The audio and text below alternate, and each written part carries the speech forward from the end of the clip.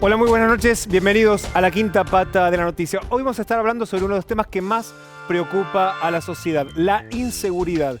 Y a partir del caso del médico Villar, que el viernes mató a un ladrón en defensa propia, es la pregunta, vamos a entrar en ese debate. ¿La solución es una sociedad que se arma precisamente en defensa propia? ¿Cuáles son los límites de la legítima defensa? Eso es uno de los temas que hoy, de hecho, ha dividido a la sociedad y vamos a entrar en ese debate en el programa de hoy. Y aparte, un tema que está vinculado a la inseguridad es el narcotráfico. Hoy, el presidente Mauricio Macri y la ministra de Seguridad presentaron el plan Argentina sin narcotráfico y vamos a hablar precisamente sobre todos los detalles de este programa y también las preguntas, los interrogantes que dejó este programa que se llama Argentina sin narcotráfico. Pero antes, el primer tema, el caso del médico y la polémica.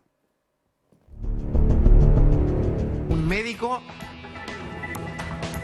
al que le robaron el auto disparó 4 veces. Este es el momento posterior. Claro, contra los delincuentes y mató a uno de ellos. Él ya tenía el auto afuera, ¿sí? Viene con un arma, lo golpea en la cabeza, porque se lo abrió la cabeza, está bastante golpeado.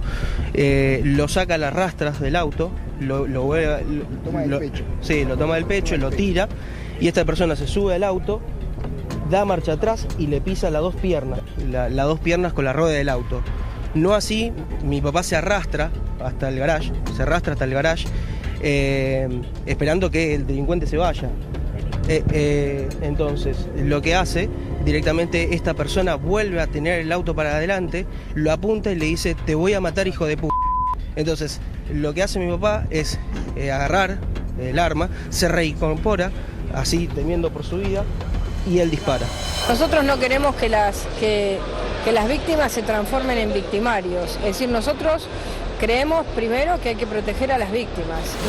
Sos un muerto con un traje, porque es una cosa que te va a seguir toda la vida, es un acontecimiento extremadamente duro. Parece que la seguridad es una de las cosas que el mundo en Argentina está reclamando y se va a lograr con el tiempo. Que la gente se arme, que tenga un arma o que se defienda algún hecho delictivo. La única forma. Y que si no lo defiende la policía, la gente... Y la verdad, ¿saben qué? Lo digo siempre. Uno menos. Este no jode más. No roba más a nadie, no viola más a nadie. El tipo era víctima también. Que Dios me perdone. La única víctima acá es el médico. No. Bueno, fuertes las declaraciones de Feynman, pero también lo que decía Susana Jiménez, la única solución es armarse. Lo que planteaba Susana Jiménez. Buenas noches. ¿Qué tal? Buenas noches. ¿Es la única solución? ¿Creen que es la única solución? No, una locura, un disparate. Me parece que así terminamos en la ley de la selva. Y me parece también que hay hechos de inseguridad todo el tiempo a cada minuto y la reacción es individual y me parece que los antecedentes demuestran de que estas personas ya de por sí son personas violentas. Se me ocurre el caso del ingeniero Santos en 1990, se me ocurre el último caso... al médico en este caso puntual. Sí, porque no cualquiera va y busca un arma para disparar de 4 tiros en el tórax a una persona que le haya robado lo que le haya robado. No cualquiera reacciona así, me parece. Bien, pero más allá del robo, sí, falta un montón de información para saber exactamente cuál fue y será la justicia la que lo determine. Pero si efectivamente a él lo estaban apuntando con un arma, ¿no es razonable su reacción? A mí me parece que no. A mí me parece que no. Si a vos te apuntan con un arma y vos sabés que tenés un arma al lado... No tengo un arma. No me manejo con un arma. Pero... Me parece, es como el caso de el financista que el ex militar que estaba en el microcentro y que cuando le van a sacar el bolso, martinero, va y tira y le termina matando un cerrajero que justo ese día había ido y que no tenía nada que ver. Igual eso es digamos, el espacio público, la calle, acá estaba en su domicilio, ¿no? Acá hay un punto que es que la legítima defensa existe. Entonces quizá lo que nos tenemos que preguntar es si puede existir, si es válido ese ejercicio o no. Después hay que ver el contexto y ver el caso, ¿no? Es raro pensar en alguien. Yo no me puedo poner en el lugar de alguien que tiene un revólver en la maceta en el macetero, en la puerta de la casa para lo puso entrar, ahí. Aparentemente era su protocolo de seguridad cada vez que sacaba el auto del consultorio para volver a su casa. A la tarde dejaba eso, ¿no? Eso es lo que dice él. Claro. Habrá que demostrarlo si efectivamente es así. Sí, está bien, es cierto, pero él de alguna manera lo que está mostrando es que está decidido a defender el robo de su auto con un arma. Y yo no me puedo poner a defender a esa persona. Pero también es cierto que la legítima defensa existe, sí, claro, que él tiene un arma, esta persona tenía un arma aparentemente legalmente y que está en algún contexto parece que está dentro de la ley.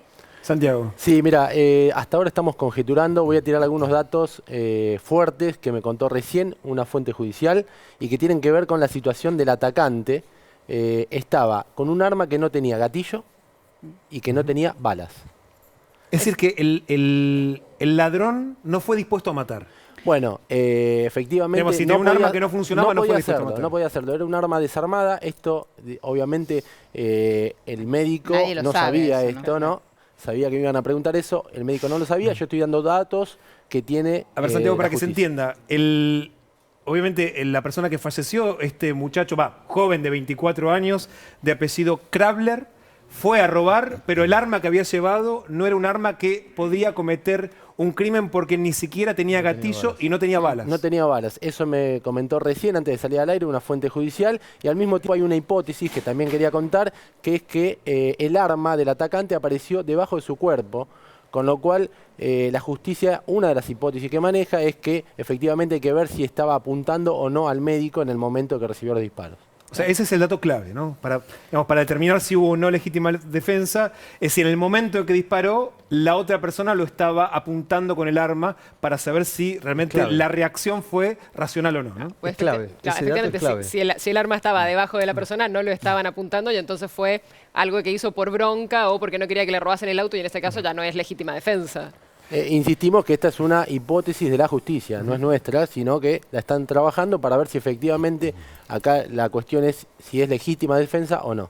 Vamos a ver, hoy trascendieron algunos de los fragmentos de la declaración que ofreció el médico Lino Villar Cataldo ante la justicia. Recordemos, estuvo detenido y ahora en las últimas horas el juez ha dictado por ahora una excarcelación extraordinaria. ¿Qué dijo ante la justicia? Cuando me iba del consultorio, como hago siempre, por seguridad, tomé mi Versa Thunder Pro 9 milímetros y la apoyé en el cantero detrás de la reja perimetral. Después de hablar con un vecino, subí a mi Toyota Corolla y lo saqué marcha atrás del garage. Estaba con la ventanilla baja y cuando terminé de sacar el auto, advertí que venía corriendo un hombre. Apuntándome con el arma, se paró al lado del auto y sin mediar palabra me dio un culatazo en la cabeza. Me dijo, bajate, hijo de puta, que te mato. El ladrón se subió al auto, hizo marcha atrás y con la rueda delantera izquierda me pisó las dos piernas. Como me dolían las piernas, rodé hasta la línea perimetral de mi consultorio y estirando la mano, tomé la pistola que había dejado en el cantero. Cuando giré, vi que el hombre tenía la puerta abierta y apuntándome con un pistolón me gritó, te mato, hijo de puta, te mato, te mato. Con todo el dolor que tenía, me incorporé, me corrí de la línea de fuego y empecé a disparar al bulto contra el auto. Sentí mucho miedo porque pensé que este sujeto me iba a matar con el arma con la que me apuntó, por eso disparé con mi arma. Luego de disparar, cerré el portón, entré a la casa, tomé el teléfono fijo y llamé al 911. Hace 25 años que soy usuario de armas de fuego, hice el curso correspondiente y una vez por año voy al polígono a practicar tiro. Esto es lo que declaró el médico Villar ante la justicia durante el fin de semana. Recordemos que este hecho ocurrió el viernes a la noche y después obviamente empezó a desatarse esta polémica cuando obviamente empezaron a trascender estos detalles. Ni hablar a partir de ahora de este dato que acaba de ofrecer Santiago, que en realidad la persona que fue a robar, el arma que utilizó con la que el médico se sintió intimidado y creyó que efectivamente lo iba a matar, no tenía gatillo, tampoco tenía balas. Así es. Recordemos que sigue imputado el médico por homicidio agravado por el uso de armas, homicidio simple. No es que queda desvinculado de la causa, sino que la causa va a seguir avanzando. Y sin dudas la clave tiene que ver con esto que analizabas vos, Santiago, si efectivamente al momento de haber disparado el médico, esta persona lo había apuntado o no. Que tiene que ver con en qué lugar quedó el arma que tenía el ladrón. Si efectivamente quedó debajo de él o cayó afuera del automóvil como si efectivamente hubiese estado intentando disparar, ¿no? Son datos claves que tiene que determinar la justicia pericia, que van a y las determinar pericias, si ¿no? hubo o no Porque legítima defensa. no hay testigos. Muy bien, ya nos acompañan el diputado nacional de Cambiemos, Luis Petri, que es el presidente de la Comisión de Seguridad, la diputada nacional del Frente Progresista, Alicia Siciliani, y el diputado nacional del Frente para la Victoria y presidente de la Comisión de Prevención de Acciones y Control del Narcotráfico, Alejandro Abraham. A los tres, muchísimas gracias por venir. Gracias, por favor, ¿La solución contra la inseguridad o contra la ineficiencia del Estado es que una sociedad que se arme y haga este tipo de cosas? No, la solución es más Estado, la solución es más presencia policial, la solución es más prevención, más políticas sociales, más inclusión. Está claro. En este caso particular, conforme al relato del médico, es un caso típico de legítima defensa. ¿Por qué? Porque, por los dichos del médico, hay proporcionalidad entre el medio empleado, el arma de fuego que utilizó el médico, para repeler la agresión que estaba sufriendo, que es el robo, pero además la amenaza potencial de muerte que tenía. Entonces, claro está, hay legítima defensa. El juez lo que va a tener que determinar es primero el encuadre jurídico y si hubo exceso o no. De acuerdo al relato, vuelvo a decir, esto lo tiene que determinar la justicia, es un claro ejemplo de legítima defensa donde la víctima, claro está, es el médico, lógicamente, porque repele una agresión que pone en peligro su vida. Por eso es lo que decía la ministra, ¿no? Hay que perder de vista que la víctima en este caso es el médico. Diputado. Sí, la verdad que tenemos que trabajar por el desarme. Tener un arma te lleva solo a la muerte. Y hay que escuchar a Echecopar, decía con claridad, es algo que te persigue toda la vida, te pone en riesgo tu familia. Vos entrás en la cultura del crimen organizado, es la ley del más fuerte. Y ahí no tenés defensa, porque atrás viene la venganza. Tenemos en una sociedad moderna del siglo XXI, tenemos que darle al Estado las potestades que tiene y el Estado tiene que ser eficiente. Es un reclamo ciudadano, no hay que confundirse nunca. La mano dura, la justicia por mano propia. Recordemos los casos que hubo de linchamiento. Tuvimos vecinos que corrían a delincuentes y hubo casos de linchamiento en ciudades, en barrios urbanizados, donde uno hace... Bueno, de hecho, en el Chaco, en un momento, cuando se dan los saqueos de diciembre del 2014, un verdulero lo confundieron con un saqueador y lo mataron a golpes. Y quedó ahí el caso. Como no perdamos ¿cuál es el no es lo mismo el linchamiento que la legítima defensa. Pero ¿cuál es el límite de la legítima defensa? Realmente, ¿está probado? ¿Usted cree que con los elementos que hay uno puede decir que efectivamente eso es legítima defensa? Mirá, es un tema difícil porque aparentemente del relato podrías inferir que hay una legítima defensa. No es menos cierto que también es una persona que, como él también dice, se preparó para tirar.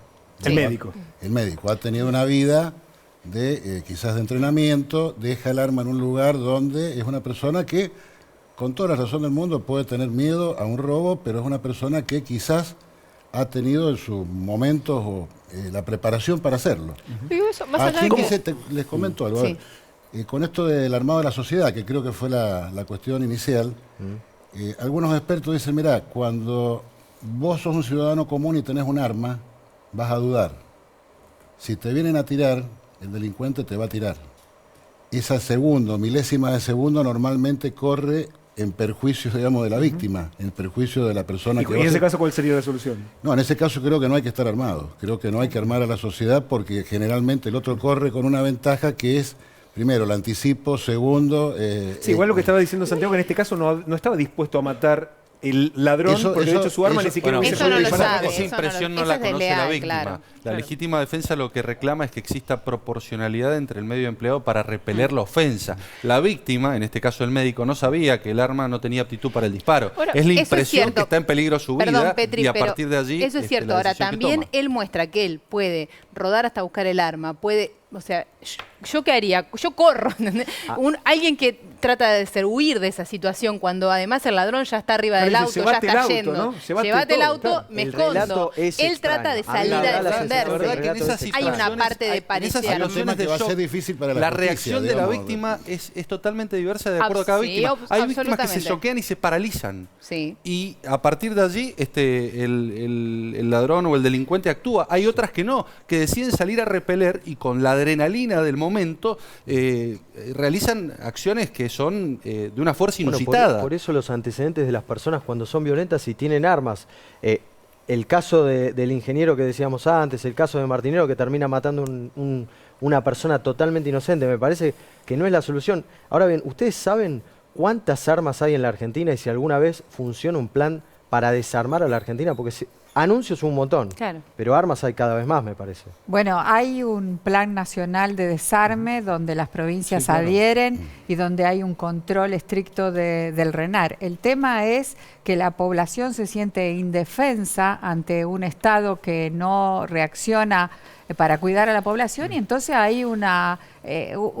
instancia de la gente a armarse, pero esa también es responsabilidad del si Estado. se desarma la sociedad civil, digamos, el dice, bueno, está bien, yo no salgo a delinquir, pero dicen, pero si esto no está acompañado con un plan de seguridad que evite que las armas de fuego proliferen entre el crimen organizado, uno dice, no voy a ser yo el que me quedo desarmado. Ahora, digamos que es el razonamiento que hace Susana Jiménez. Aportar esto, ¿no? ¿Cómo llegamos a esta situación? Porque durante muchos años nos dijeron que a medida que crecía la economía, el delito iba a ir bajando. Eso no pasó, a pesar de que nos dijeron también que crecíamos a tasas chinas durante muchos años. Bueno, yo te tiro un dato. En el año 1985 en la República Argentina existían 400.000 delitos o se cometían 400.000 delitos.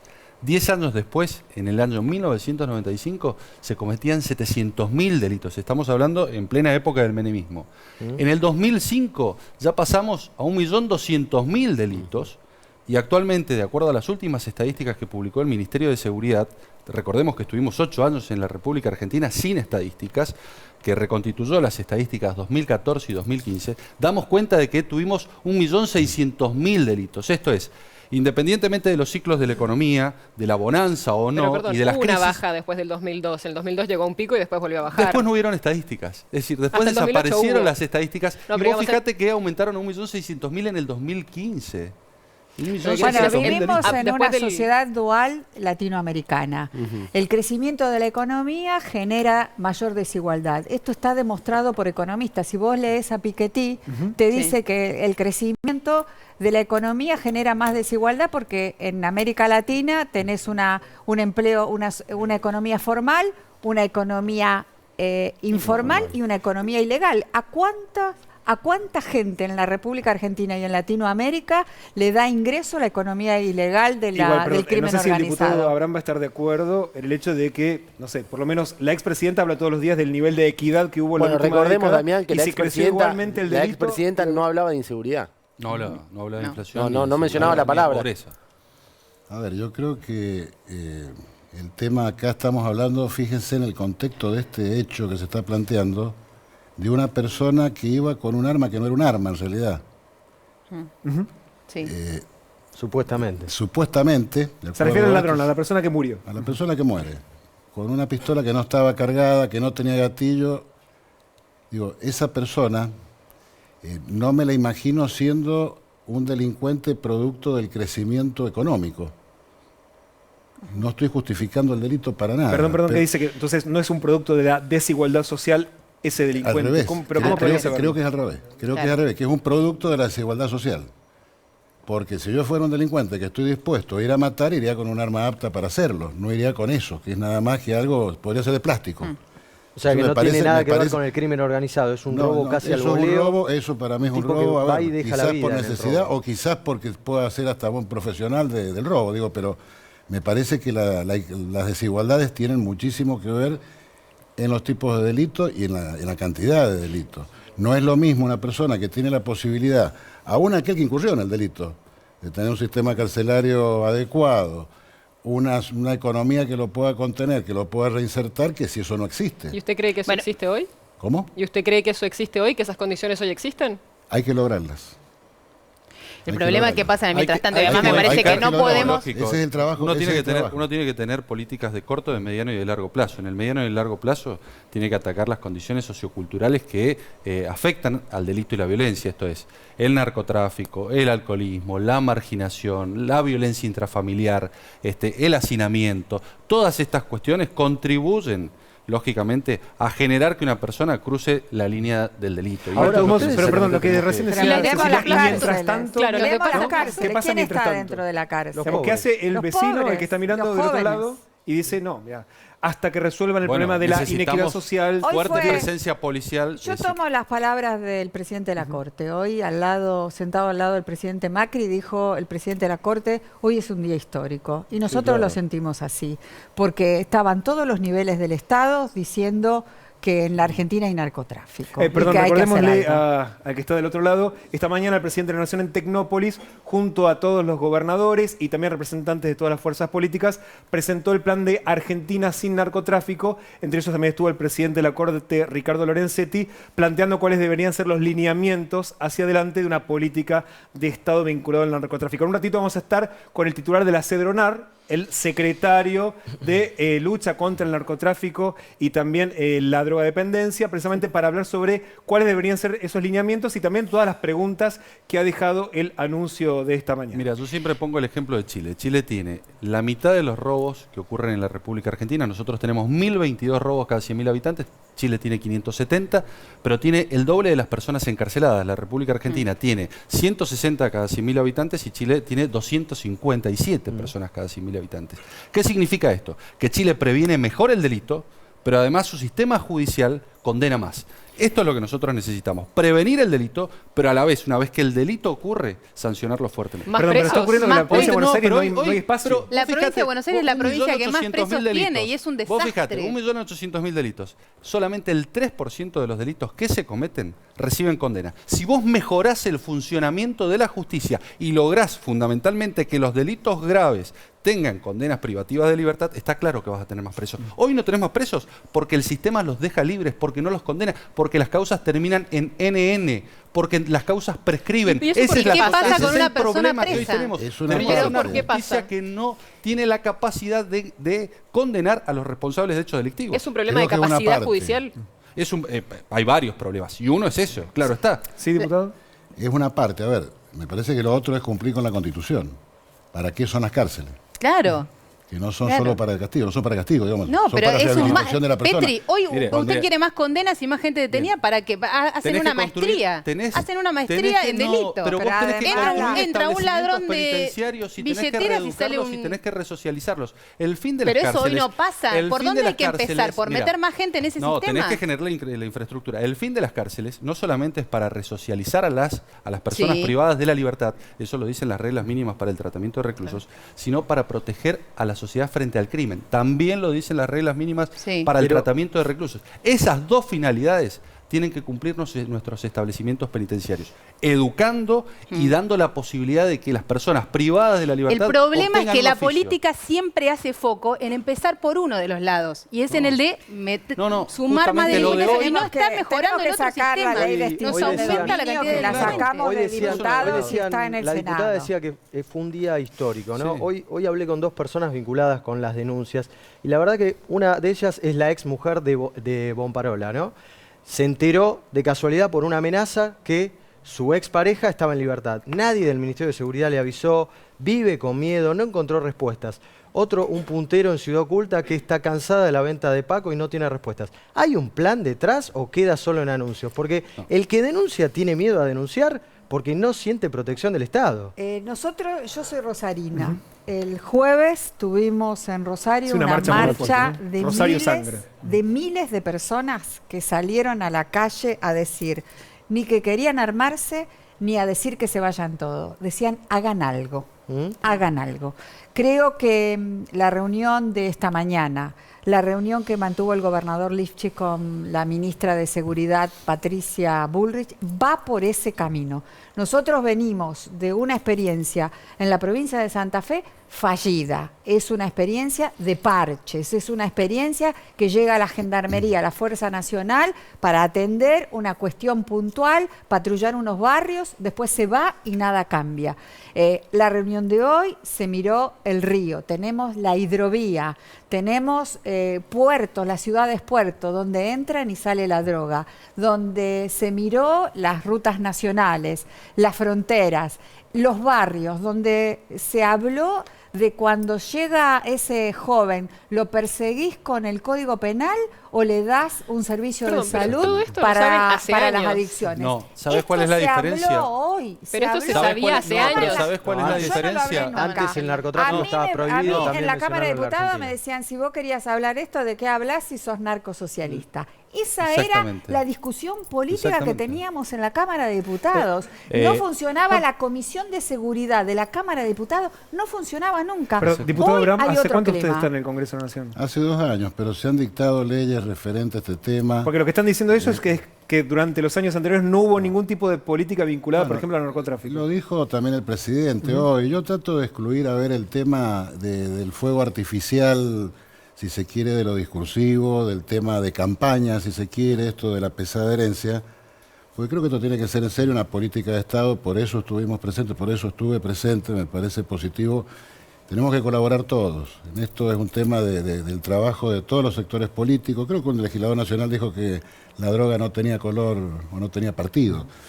Pero a ver, también se hicieron, no es menos cierto que se hicieron numerosas leyes tendientes a prevenir sobre todo temas de narcotráfico. ¿Cree que funcionó?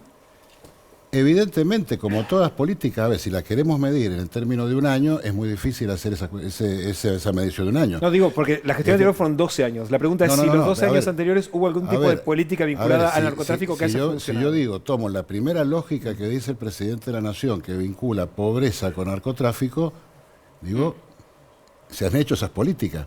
Bajó el desempleo del 21% al 6%. Si vamos a tomar esos parámetros. Durante la década pasada se importó efedrina como nunca antes. Arrancó el kirchnerismo con la muerte de Cacho Espinosa, que denunciaba las vinculaciones de las pesqueras con el narcotráfico. Hubo un Cedronar, que ahora después vamos a tener el invitado, que estuvo cooptado y está investigado por la justicia en relación con el narcotráfico. Ni hablar del RENAR. Hubo funcionarios vinculados con el narcotráfico. ¿El narcotráfico financió a la política? Porque también se investiga qué pasó con la campaña del 2007 de Cristina y Cobos. Bueno, yo no soy juez, quizás invitaron a quien no correspondía para poder dar esas respuestas, ¿no? No, pero, o sea, cuando se habla del narcotráfico... Son noticias y son hechos que están en investigación de la justicia. Se irá a determinar. Lo que yo resalto de esto, digamos, es el contenido de este programa del presidente de la Nación, que me parece que es algo positivo en tanto y en cuanto le demos el contenido, lo llevemos al territorio, lo podamos hacer plasmarlo. Con algunos detalles que seguramente se van a ir mejorando, porque por ahí uno ve que tiene algunas fases muy represivas, quizás faltarían algunos temas sociales, y seguramente vamos a tener en la implementación algunas visiones disímiles de las distintas fuerzas políticas. Pero digamos, en principio, cuando uno va a esto, siempre tiene la esperanza de que podamos combatir entre todos este flagelo que nos está buscando todos. Me parece que en este tema no podemos tener una grieta. Yo coincido que esto es esperanzador. ¿Por qué? Porque hoy tener en una misma mesa al presidente de la Nación, al presidente de la Corte Suprema de Justicia, a legisladores nacionales, a gobernadores de provincia, a ministros de seguridad, es un buen comienzo. ¿Por qué? Porque significa reconocer que el problema es de todos y la solución la tenemos que dar todos juntos. No alcanza con los esfuerzos aislados e individuales de una provincia, como decía Alicia, o del Poder Ejecutivo Nacional, si no existe el concurso de voluntades entre el Poder Ejecutivo, el Poder Legislativo, el Poder Judicial, entre la Nación y las provincias. Pensemos, por ejemplo, en las reuniones del Consejo Federal de Seguridad, en el Consejo de Seguridad Interior. No se convocaba hasta hace un tiempo. No, en lo discursivo está todo bien, pero ¿ustedes escucharon lo que dijo Pérez Corradi, por ejemplo? ¿Respecto de qué? Y de que había un Estado antes, un gobierno, que él pagaba para que le dé protección. Estamos hablando de alguien que importó efedrina y que después terminó la importación de efedrina en el crimen de General Rodríguez, en el doble asesinato del Unicenter. O sea, a ver, Pérez Corradi me parece que agarró el balde y tiró para todos lados, ¿no? Entonces, ¿no le cree a Pérez Corradi? No, yo no le creo para nada. No, para nada, pues si le tuviera que querer a Pérez Corradi... Pero no es una obviedad que Pérez Corradi estuvo protección judicial para estar 4 años. Y que apareció después de que cambió el gobierno, porque antes parecía que no lo buscaba nadie. Esto me parece que tiene que ser regla para todos, porque incluso se está tratando la ley del arrepentido. Sí. A los delincuentes que se autoincriminan para considerar y validar su testimonio, su declaración, no alcanza con el dicho, tienen que demostrarlo. Digo, porque si no, cualquier dicho de una persona que eso le pasa a la sociedad con la declaración de hoy. también, ¿no? Bueno, lógicamente la política no le tiene que alcanza con validar la que- declaración de buenas intenciones de todas las partes. Tenemos que ver qué pasa. Ahora, Tampoco está precisamente, claro el y plan, ¿no? apuntando hacia ese lado, digamos, al margen de esta novedad, que sí, evidentemente es excepcional que se hayan reunido los gobernadores, los ministros, también el Poder Legislativo, el Poder Judicial. ¿Por qué creen que a partir de ahora sería diferente la política contra el narcotráfico en Argentina? Por ejemplo, porque se viene trabajando en conjunto entre la Nación y las provincias. Esa es una diferencia sustancial. Esto es, ya esta es la 4ª reunión del Consejo de Seguridad Interior, donde se articula entre el Ministerio de Seguridad de la Nación y los 24 ¿Y ministerios de eso seguridad. cómo se plasma en las políticas concretas que podamos ver en los próximos 6 meses? Bueno, un año? se va a plasmar en operativos, se está plasmando en operativos conjuntos, en barrios, en rutas. Eso lo estás viendo en cada una de las provincias. El Ministerio de Seguridad ha dado cuenta de un listado de operativos, las personas detenidas, los registros que se han hecho. Digo, esto me parece que se va a ir viendo y esto es fundamental. Mira, perdóname, pero Sí. para solucionar un problema lo primero que tenés que hacer es reconocerlo y ponerlo sobre la mesa. Hoy se hizo. Eso no había ocurrido. Eso no ocurría. No podías hablar del tema porque Diputado, no se podía hablar existía. del tema. Sí, se hablaba, de hecho, te estoy diciendo, hay leyes En privado. sancionadas, hay leyes sancionadas en este tema, como por ejemplo la ley de prevenciones en materia educativa, la ley de prevenciones de consumos peligrosos, digamos, hay montones de legislaciones que están dictadas por este Congreso de la Nación, o sea, no es que no Sí, se pueda. recordemos también, diputado, que es el normalmente- mismo Congreso, como decía Siciliani, que Andrés Larroque, que era el referente del Frente para la Victoria allí, trató de narcosocialistas a Por ahí, los miembros por ahí son los calores de las discusiones, como si yo hoy me tuviera que haber parado e irme de la mesa o del acto que estaba presentando el presidente de este programa, porque dijo, bueno, el gobierno anterior. Me parece que hay que superar algunos temas, sobre todo en esto, y vuelvo a insistir, me parece que en esto no tenemos que tener grietas, porque si no yo también con el mismo criterio diría, mira, el presidente lo que está haciendo con esto yo podría decir, mire, si lo miro por el lado del medio vaso vacío, este podría ser el programa de Argentina Pobreza Cero. Sin embargo, quiero creer que es Argentina sin narcotráfico. ¿Por qué dice eso? Digo, porque si son anuncios, Bueno, nada era más una de como las algunos 3 dijeron de promesas de ustedes. campaña. Bueno, es Una de cierto, las promesas claro. era la pobreza No quiero que sea un cero, otra era anuncio. A ver, narcotráfico. el compromiso es trabajar para que esto sea real, quizás con algunas ampliaciones, modificaciones, lo que vaya saliendo en la implementación de un programa. Pero no quiero que sea una propuesta de campaña, porque si no estaríamos fritos, digamos, estaríamos permanentemente en la chicana política, en el calor de la chicana, A mí me de la preocupa discusión mientras política, tanto, me parece y que... lo que les decía anteriormente, a un par de cuadras de acá se vende droga totalmente sin poder el denunciante de a quién acudir, porque hay fuerzas de seguridad que están corrompidas totalmente y hay un ministerio de seguridad que me decían estuvo en el barrio, estuvo en Ciudad Oculta y fue un show. Y cambió el gobierno y no pasó nada. Diputada, de hecho, hablando de la relación entre el narco y la fuerza de seguridad, en la provincia de Santa Fe, de hecho, fue uno de los problemas centrales, digamos, Sí, que impidió señor, avanzar sí. sobre el tema. Las policías provinciales y la policía de Santa Fe son un problema a resolver. Las fuerzas de seguridad, y por eso el reclamo de la población. Pero también las van fuerzas muchos de años. seguridad no evolucionaron en la forma que evolucionó el crimen organizado. El crimen organizado es una cadena de valor global que tienen la plata en efectivo en el bolsillo y el Estado está con expedientes y con tecnología atrasada. De modo Ahora, que ese reconocimiento, esa puesta en blanco sobre negro, nos va a permitir avanzar en la solución de este problema. Perdón, pero en Estuvimos Santa con Fe el ya podrían presidente- haber avanzado, ¿Cómo? digo, en Santa Fe ya podrían haber avanzado, el problema lo reconocieron hace tiempo y llevan varios años gobernando en la provincia de Santa Fe. como Llevamos para- 9 años y estamos dando una lucha sin cuartel contra el crimen organizado. Recordemos que al gobernador de Nuestro Santa Fe le valieron la casa, ¿no? nos valieron la casa, casi matan a un gobernador Claro. y pasó Sí, desapercibido. pasó inadvertido. Y la clase La para la clase insensibilidad. política además pasó desapercibido. Exactamente. Porque la Yo clase he política no visto- se dio Bueno, cuenta. pero He visto- exactamente, Está yo bien, iba a pero- decir lo mismo que está diciendo Cecilia. Digo, la clase política, la verdad que dio pena en ese caso porque le balean la casa a un gobernador y Pero pasa entonces, con desapercibido. toda la voluntad En política no se puede reformar la policía. Digo, la voluntad la tenían, se enfrentaron y todavía es un tema a reformar. Sí, absolutamente. ¿Por qué? Absolutamente. ¿Cuántos intentos hubo de reforma de la policía en el país? Porque es el Estado que va con un expediente y el crimen organizado que va con la plata en el bolsillo, donde nosotros dimos una lucha por los recursos. ¿Y el Hay que financiamiento poner- legal, el financiamiento legal de la fuerza de seguridad alcanza? Porque los comisarios son todos ricos. Exactamente. Entonces, esa también es otra cuestión. Diputada, ¿no ocurrió que tal vez no fueron pones suficientes para poner- contra la policía? Digamos, ¿Cómo? Digamos, no faltó a veces voluntad política, porque sabemos que tienen el dinero en efectivo. Eso también se la puede resolver de otra voluntad, manera. yo le puedo decir que en estos años de gobierno hubo cientos de efectivos desplazados. Ahora, cuando vos ingresás a una fuerza nueva, ¿quiénes son los que aspiran a ser policías en estas sociedades? ¿Cuál es el perfil de ingreso del policía? ¿Dónde vive la policía?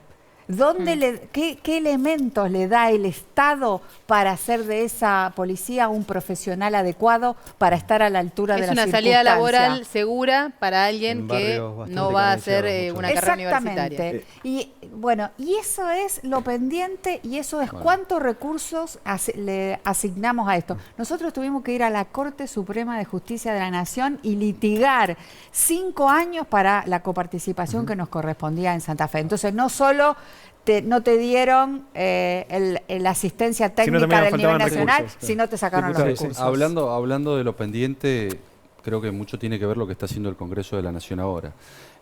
Nosotros acabamos de sancionar, dar media sanción en la Cámara de Diputados a proyectos que son clave para luchar contra las mafias, contra el crimen organizado. Estamos hablando de extinción de dominio, lo decía recién Alicia. Si quieres explicarlo en 2 palabras. La extinción de dominio pasa por desapoderar a las organizaciones criminales en un proceso civil autónomo del proceso penal, para que vos rápidamente, sin esperar condena penal, que puede tardar 5, 6, 7 o 10 años, vos inicies un proceso en donde ya no se dirija contra el sujeto, sino que se dirige para demostrar el origen lícito o ilícito. Con eso, de la por ejemplo, cosa. ¿se podrían recuperar los millones que están en las valijas de Antonini Wilson? Por supuesto, se podría recuperar. A ver, por ejemplo, les doy el caso de Colombia. 12.000 millones de dólares ha recuperado Colombia con acciones de extinción de dominio. Lo tiene Colombia, lo tiene Estados Unidos, lo tiene Irlanda, lo tiene Israel, lo tiene propiedades o dinero en tenemos caja que de seguridad desfinanciar al registrado a crimen nombre del organizado, tenemos que quitarle el poder económico que sirve para ganarse impunidad y corromper Perdón, a las pregunta desde el instituciones. sentido común. ¿Desde hace Sí. cuánto que existen esas normas en otros países? Bueno, desde hace mucho tiempo, más de 10, 15 años. Justiniani presentó en el Senado en el año 2008 hay y muchos nunca lo países que financiar. Hay muchos países que no las aplican, muchos, la mayoría, porque se entiende que también hay un grado de inconstitucionalidad, que esta es la discusión, si un juez civil puede hacer una intervención de esta naturaleza en un proceso penal y si no se afectan otras garantías constitucionales, entonces suponer la culpabilidad hasta que no hace un fallo definitivo. Ustedes hoy, 2016, son conscientes que hay barrios tomados, tienen el mapa de narcotráfico. Bueno, pero tenemos el caso del jefe de la policía de Santa Fe, el juez ¿El Frente para la Enorán. Victoria va a acompañar el proyecto de extinción de dominio? No, eso ya se trató en diputados, no lo votamos a favor por entender que tenía esta falencia. ¿O en el Senado tienen mayoría? No, en el Senado se está discutiendo y justamente por ahí los problemas son estos, acerca de la constitucionalidad o inconstitucionalidad. No en el fondo de la cuestión, porque creemos que sí, hay que sacarle a quien se apropió legítimamente algo, hay que sacárselo, pero que después... Perdón, ¿y le está dando una mala noticia a los colegas? No, pero ya lo conoce. Es probable que no se apruebe. Conoce las opiniones, la hemos discutido mucho. Tenemos que ganar esa discusión. Dejar de perseguir a los jóvenes pobres de los barrios y meternos con las cabezas y con el crimen. Y que son utilizados fíjense. Es una cadena de valor de explotación terrible. Sí, señor. Y también por la política. En Tucumán, las madres del pañuelo negro denunciaron hace años, y nunca lo escucharon, que a los pibes les daban el paco a cambio del voto y hacer política partidaria. Y nadie los escuchó. Sí, claro. La política. Pero ¿por qué vuelvo sobre esto? ¿Por qué la ley de extinción de dominio? ¿Por qué la ley del arrepentido? Porque con estas leyes, con la ley de extinción de dominio estamos desfinanciando al crimen organizado. Con la ley del arrepentido lo que estamos haciendo es posibilitar que las investigaciones avancen a partir de la autoincriminación y lleguen a las cabezas. También con el agente encubierto y el agente revelador. Y con flagrancia, que este es un tema importantísimo, le estamos dando a los jueces federales y fiscales federales un procedimiento que, aplicado al narcotráfico, va a permitir, porque la mayoría de los casos de narcotráfico son encontradas aquellas personas en flagrancia, ya sea distribuyendo, transportando, comercializando, va a permitir que en 40 días tengamos condenas. Quería preguntarle a los tres si alguno tiene algún proyecto para despenalizar la droga. No, yo en mi caso no. No, en mi caso no. Y una pregunta puntual, porque de hecho... La semana próxima va Pepe Mujica a Rosario diario y vamos a hablar. Y estuvimos con el presidente Zedillo, el expresidente de México, y el presidente Ricardo Lagos. Ellos, como expresidentes latinoamericanos, están estudiando el tema de la comercialización de la droga. Zedillo dijo con claridad en la Universidad de Columbia: hay que atreverse a desarmar el negocio y ver cómo se controla la venta, porque el consumo abarca a todos los sectores sociales y está mutando a las drogas sintéticas, que entra un joven a una confitería, digo yo porque soy vieja, a un boliche, y con la droga en el bolsillo. Sí, perdón, una consulta, porque recién, diputado, cuando la diputada decía que no hay que perseguir a los consumidores, usted asentía. La pregunta es, se hicieron 30 años del fallo Basterrica este lunes, obviamente el hecho de pensar no en el que tiene para consumo personal como un narcotraficante. La pregunta es, como diputado oficialista, ¿el oficialismo están pensando en cambiar la ley de estupefacientes para pensarlo en otro lugar? Nosotros lo que creemos es que el problema del adicto es un problema de salud pública y que tiene que ser enfocado, y las personas tienen que tener la posibilidad de rehabilitarse, y hay que orientar todos los recursos del Estado a la reducción de la demanda. Porque por lo general la lucha contra el narcotráfico y la lucha contra la droga orientó todos y cada uno de los recursos a la reducción de la oferta y poco a la reducción de la demanda. Tenemos que tener una política que se dedique a la reducción de la oferta y a la reducción de la demanda, tratando al adicto como un problema de salud pública, pero yendo contra las organizaciones criminales como un problema de seguridad y un problema penal. Nos queda un segundito nada más. La diputada ya anticipó obviamente que su posición era afirmativa. ¿Usted, diputado, está a favor de avanzar en la descriminalización de los que consumen drogas? A ver, hay una gran disputa, digamos, o un gran debate. Uno, cuando va a los lugares quizás más humildes, habla con curas villeros, le plantean que tenerlo penalizado, no por penalizar a la persona, pero quizás es un primer paso para poder a un chico que cae en la droga, poderlo tomar y llevarlo a un proceso de rehabilitación, digamos. Por otro lado, no es menos cierto que también, si por ahí se despenalizara, capaz que el negocio no sería tan rentable para los sectores. Este es el gran debate que está en la sociedad, y creo que hay que tomarse el tiempo para que los procesos en uno o en otro sentido terminen de madurar, porque no es menos cierto que cuando uno rompe un freno inhibitorio, nos decían a gente que trabaja en las redes sociales, le termino el minuto. Dice, capaz que sale, deja de fumar el porro y pasa al paco directo, ¿no? Entonces, mejor tomarlo en esta etapa, no en la otra. A los tres, muchísimas gracias por haber venido. Gracias a usted.